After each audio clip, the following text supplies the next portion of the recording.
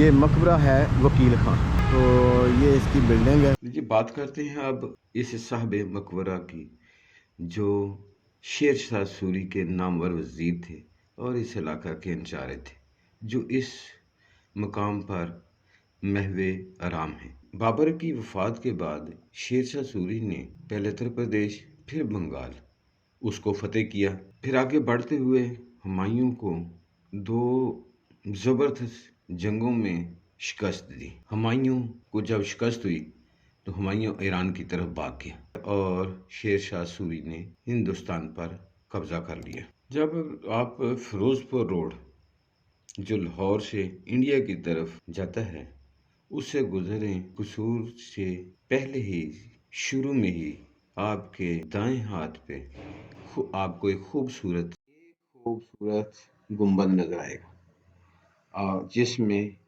محو آرام ہے برصغیر کے نامور وزیر وکیل خان آف قصور۔ اس وقت میں کھڑا ہوں مقبرہ وکیل خان کے پاس۔ جتنی بھی ہسٹوریکل پلیسز ہیں ان کی بناوٹ کے لحاظ سے دیکھا جائے ویسے تو اس کا جو ہے نا وہ سارا پرانا جتنا بھی مٹیریل خستہ حالت کی وجہ سے ٹوٹ کا شکار اوپر سے ختم ہو گیا اس کی، لیکن یہ والی اندر والے جو ہے نا وہ چیز ابھی تک موجود ہے۔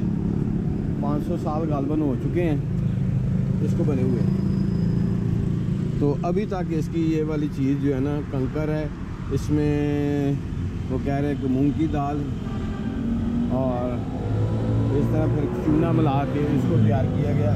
یہ باہر ہے تاکہ نمی جو ہے وہ دیواروں کا نہ لگے اور بلڈنگ جو ہے خراب نہ ہو۔ جی اب ہم جانے لگے ہیں مقبرہ وکیل خان کے اندر سے۔ یہ اس کا مین انٹرنس ہے، ڈوم وہی ہے۔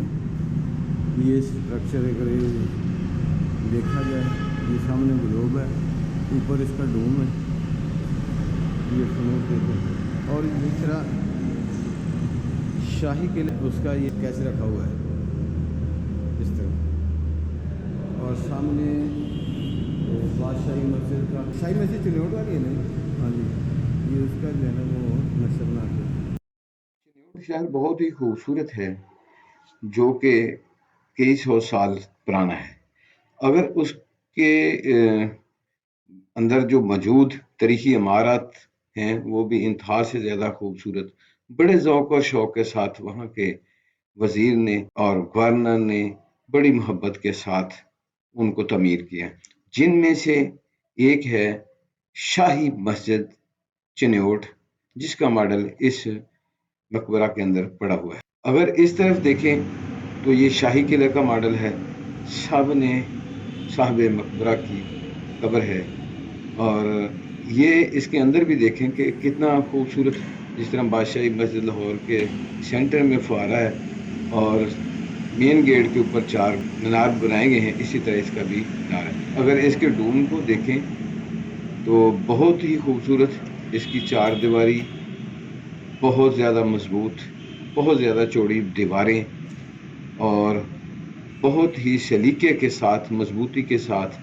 ان مقبروں کو ان بادشاہوں نے بنوایا تھا۔ جب بندہ نبی پاک صلی اللہ علیہ وسلم کے طریقوں کو اللہ کے حکموں کے مطابق پورا کرتا ہے تو پھر ان کا اقتدار دیر پا رہتا ہے۔ جب وہ عیش و عشرت میں پڑتا ہے تو پھر 4 دن کی چاندنی، پھر اندھیری رات۔ امید ہے ناظرین میری یہ آج کی ویڈیو آپ کو پسند آئی ہوگی۔ آپ سے التماس ہے میرے چینل کو سبسکرائب کریں، بیل آئیکن کو پریس کر دیں تاکہ میری آنے والی ہر نئی ویڈیو آپ تک پہنچ رہے۔